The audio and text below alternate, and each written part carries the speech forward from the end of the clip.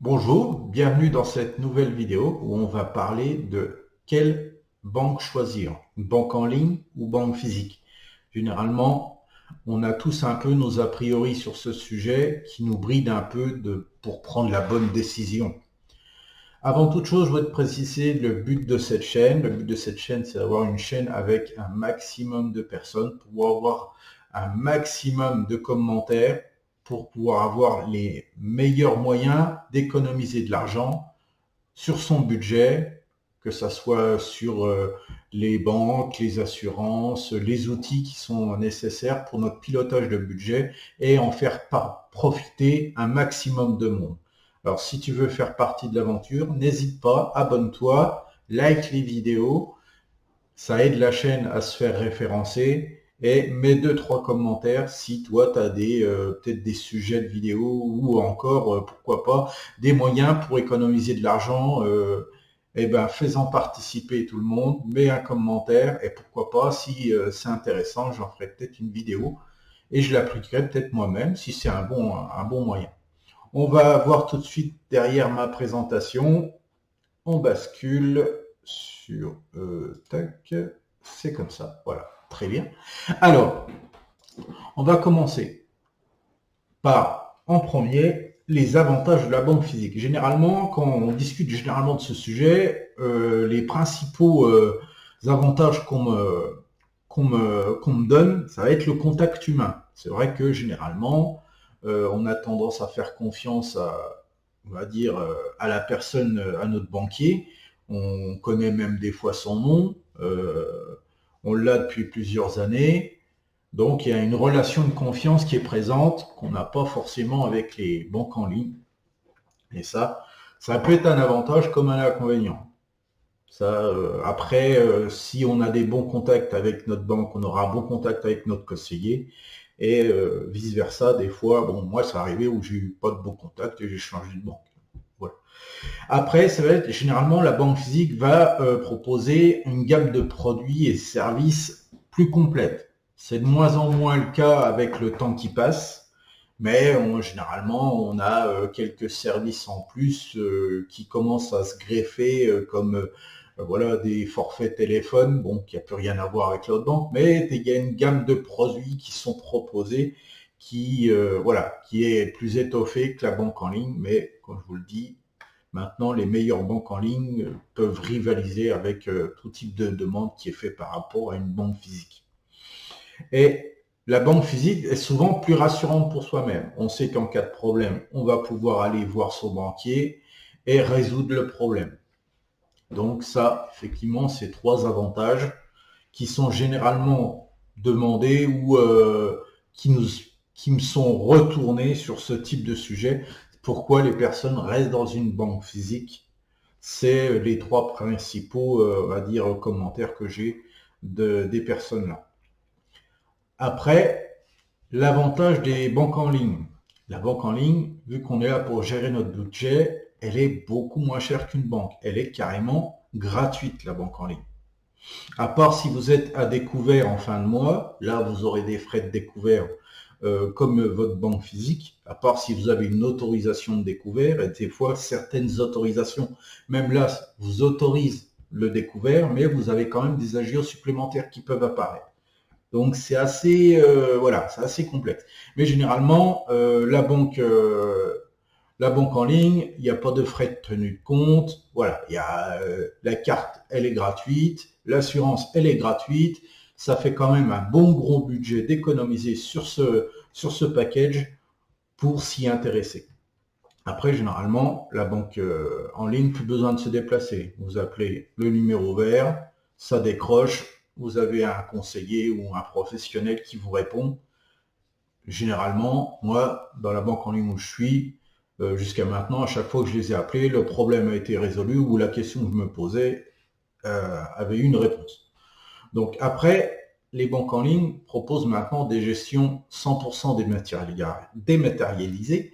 Je fais comme généralement même maintenant les banques physiques, hein, ils ont tout un package de produits internet ou d'applications qui fait que, mais les banques en ligne c'est la totalité de leurs services sont accessibles depuis les applications ou le compte internet que vous avez. Et généralement, la banque en ligne a une obligation un peu d'être plus transparente que la banque physique.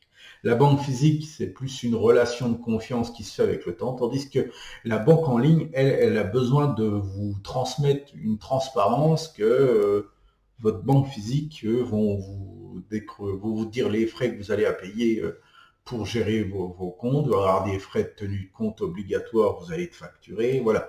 Derrière, c'est pas la même chose et derrière, le fait d'être plus transparent donne un peu une tranquillité aussi d'esprit sur la version de la banque en ligne. Voilà un peu les deux matchs qui nous opposent sur les avantages de l'un et les avantages de l'autre. Alors, généralement, moi, ce que je retiens de tout ça, ça va être en fait de différencier deux types de personnes. Si la personne, elle a du mal à ne pas connaître son conseiller ou ne pas pouvoir se rendre dans sa banque directement qu'il y a de problème, là, forcément, n'allez pas vers une banque en ligne parce que ça ne va pas vous rassurer. Par contre, moi, dans mon état d'esprit, j'étais banque physique, je suis passé sur une banque en ligne. Quand j'ai fait l'analyse, c'est que mon budget allait être réduit, j'avais plus aucun frais. Ma banque reste disponible par téléphone de 9h à 19h, donc voilà, comme une banque classique. Derrière, quand je pose des questions, ils me répondent. Et les seules fois que j'ai été voir mon conseiller, c'était 2-3 fois en espace de 15 ou 20 ans. Donc, je peux largement me passer du moment que j'ai le bon conseil par téléphone. Et derrière, voilà, ça va être ça. Si vous n'avez pas de relation, on va dire, bien établie avec votre banque locale, que vous ne vous rendez pas et que vous ne voyez pas votre conseiller, et que derrière vous cherchez à économiser un peu d'argent, passez par une banque en ligne. Maintenant, généralement, les 3 principales banques sont excellentes dans leur domaine. Il n'y a pas de raison et derrière, ça fait voilà, peut-être 200 ou 300 euros par an d'économiser, qui n'est pas rien. Vaut mieux les avoir dans sa poche que de les donner à autrui. Après, généralement, si c'est pour vous rassurer, un élément supplémentaire, c'est que dans les deux cas, si la banque fait faillite, vous êtes assuré à un montant de 100 000 euros. C'est un fonds de dépôt de garantie qui est présent et qui est payé, quelle qu'en soit la banque, qu'elle soit physique ou en ligne. Donc, si vous avez plus de 100 000 euros dans votre banque et qu'elle fait banqueroute, vous aurez que 100 000 euros de remboursés.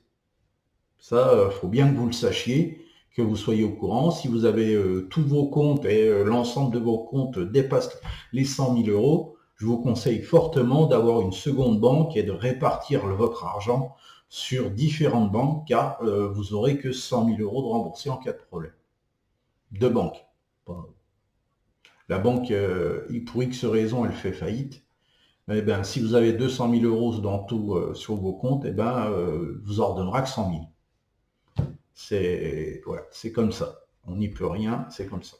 Alors, pour aller plus loin, je vais te présenter les 3 meilleures banques en ligne à l'heure actuelle. Les 3 meilleures banques, bon, je pense qu'on les connaît tous à peu près. Hein, c'est Boursorama Bank, maintenant c'est Boursobank, on appelle ça, Fortuneo et Hello Bank. Alors, j'ai été voir les conditions et les frais qui sont dans ces 3 banques, ces 3 meilleures banques. Généralement, à peu de choses près, on retombe sur les mêmes produits et les mêmes services. Donc, les frais de tenue de compte, comme je le disais, ils sont gratuits, donc vous n'avez plus de frais de tenue de compte. La carte bancaire, alors, chez Boursorama Bank, c'est une carte Visa classique qui est gratuite, sans condition de revenu. Et par contre, j'ai pas vu pour l'assurance de carte. Elle est peut-être, je suis pas sûr qu'elle soit fournie avec. Pour ce qui est Fortuneo, en fait, vous avez 3 types de cartes. C'est des cartes Mastercard. Alors, il y a une version gratuite qui s'appelle la Mastercard Phospho. Il y a une carte Gold qui est gratuite sous condition de revenu de 1 800 euros. C'est celle que j'ai eue. Vous envoyez juste un bulletin de salaire qui justifie le fait que vous avez plus de 1 800 euros et vous avez droit à la carte Gold gratuite. Et vous pouvez avoir la carte, c'est une Mastercard aussi, c'est la World Elite, sous condition de revenu 4000 euros. Dans tous les cas, chez Fortuneo, vous avez une assurance gratuite, donc vous n'avez plus besoin de payer d'assurance de carte, elle est comprise dans la carte. Et derrière, chez Hello Bank, ça va être une carte, mais elle est, voilà, il faut la payer 1 euro par mois pendant 6 mois, après c'est 5 euros par mois. Après, bon, les frais de retrait dans les 3 banques sont gratuits, les virements sont gratuits, les prélèvements sont gratuits, les chéquiers sont entièrement gratuits du moment que vous les commandez en ligne, et les frais de découvert, il y a Boursorama Banque et Fortuneo Banque sont sur les mêmes tarifications, c'est 7% du montant du découvert et jusqu'à 16% pour un compte ou si vous n'êtes pas autorisé. Voilà. Donc 7%, voilà, ça va être les montants qui sont donnés dans les tarifications des deux banques. Après, chez Hello Bank, c'est un peu plus cher, c'est 8% du montant de découvert jusqu'à voilà, un compte pour un compte autorisé, pour un compte qui n'est pas autorisé, c'est 18,4, qui est un peu plus cher. Donc on va dire sur les trois banques qui sont les meilleures banques à l'heure actuelle, deux banques se détachent, c'est Fortuneo Bank et Boursorama Bank. Alors, la conclusion, moi, ça fait 3 ans, je vais partager mon expérience auprès de Fortuneo. Je suis chez Fortuneo, ça fait 3 ans. J'ai aucun problème. J'ai téléphoné plusieurs fois au service après-vente de Fortuneo pour des conseils, pour des ouvertures de compte. Il n'y a pas de problème. Ils sont super ouverts, super réactifs. Et généralement, quand vous faites une demande, même sur Internet, vous avez la prise en compte de votre message et généralement en 24 heures, vous avez une réponse.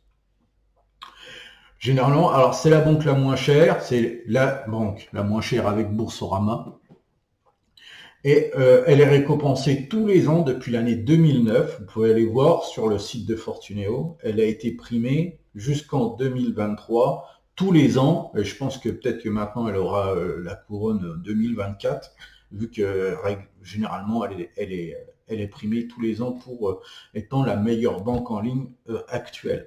Alors, j'ai ajouté ça, c'est quelque chose qui m'a un peu rassuré, c'est que c'est une filiale du Crédit Mutuel, et le Crédit Mutuel est une banque qui n'est pas cotée en bourse. Donc, voilà, généralement, les banques qui sont en bourse ont des obligations de résultat, donc potentiellement des petites augmentations de tarification à droite et à gauche pour faire un peu plus de profit, car quand on est en bourse, généralement, il faut montrer aux actionnaires qu'on gère bien notre banque, qu'elle est rentable, et généralement, ça se voit dans les frais de cette banque qui nous font payer derrière. Donc, voilà, c'est quelque chose qui a pesé dans la balance aussi à ce niveau-là quand j'ai fait l'analyse entre les deux banques. Ça m'a un peu rassuré, ça a un peu penché la balance avec l'assurance qui est gratuite.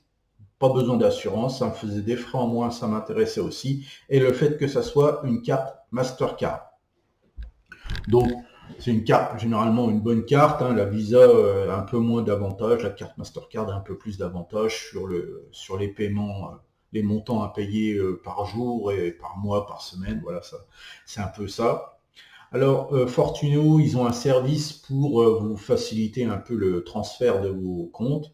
Ça s'appelle NeoChange et vous pouvez même gagner 100 euros de bon d'achat à l'heure actuelle. C'est ce que j'ai trouvé il y a un peu moins d'une semaine sur leur site.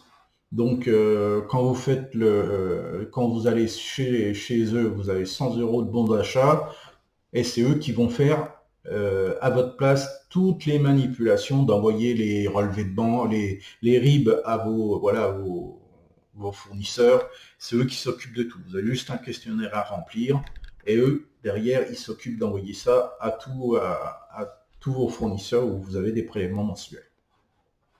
Voilà. Donc, je te partage mon petit code parrainage. Alors, je fais comme tu vois, je suis entièrement transparent. Je te montre ce que tu peux gagner et ce que je peux gagner. Alors, derrière, n'hésite pas. C'est en plus des 100 euros. Donc, si tu veux prendre juste la carte de Phospho, tu auras droit à 50 euros, comme moi, sous condition de versement de 300 euros. de versement dans les 6 jours de l'ouverture du compte.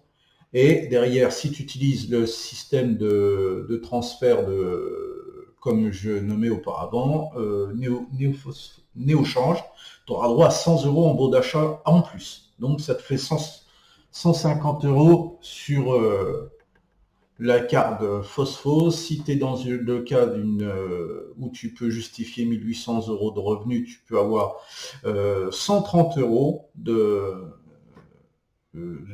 données en parrainage. Moi, j'en ai 110 et c'est pareil. Si tu verses 300 euros, après, tu peux faire ça pour un PEA et un PEA PME.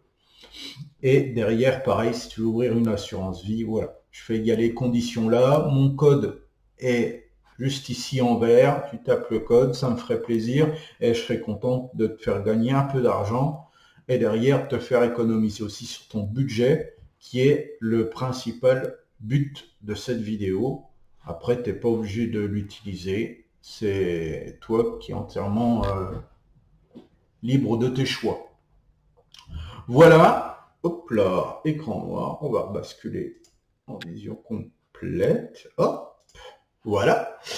J'espère que tu auras apprécié cette vidéo. Comme je le dis, n'hésite pas à mettre un like, à t'abonner à la chaîne si tu n'es pas abonné. Ça me ferait super plaisir. Mets un commentaire si toi, tu arrives à économiser avec une petite astuce ou des petites astuces que tu as à toi qui te permettent d'économiser. N'hésite pas à les mettre dans les commentaires. Généralement, je regarde tous les commentaires.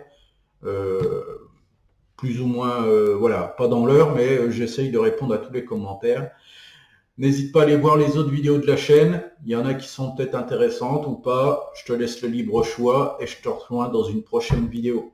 Allez, ciao, bye bye.